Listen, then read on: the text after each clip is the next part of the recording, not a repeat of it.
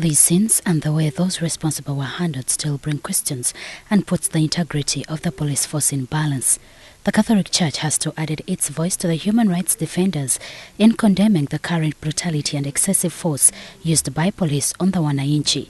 The Kampala Vicar General Msgr Charles Kasibante notes with concern the military way that the police force is handling the citizens, contrary to their mandate of protecting them and their properties. The kind of brutality, the kind of force that was used on individuals, you would least expect it from a force that protects Ugandans, because the police is not an army.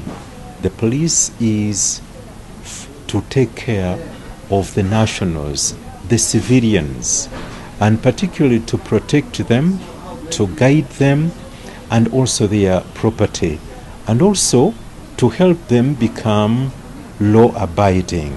According to the Vicar General, the current brutality used on Ugandans causes emotions among the populace, which in the long run could spark off violence. But when excessive force is used on the civilians, that gives them a different outlook at the police force. And it also develops within the thinking of the nationals a different attitude, which may perhaps lead them to retaliate, to self-defense, which you would least expect or want to see in a country like ours. You know, Uganda is a peaceful country.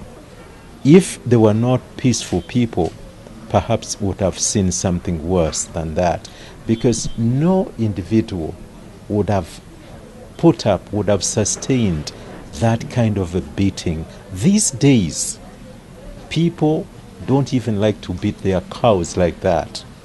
You would least expect to be subjected to an individual. The soft-spoken Msgr Kasibante is now asking the force to change its attitude towards the Wananchi to avoid worse situations. My appeal is to the police force and especially the leadership within that force, that the policemen and policewomen are taught to be restrained so that they can learn to guide the population, they can learn to guide the groups in whatever situation. Because if we continue like this, brutality may lead us to something we don't want to see in our country, which we don't desire. The force has been put on the spot for failing to play its role and instead changed to the military junta. And this week, the IGP General Kaihura was expected to appear in Machinde Court in relation to the force's brutality, but in vain, and instead his purported supporters stormed the court premises contesting the summons.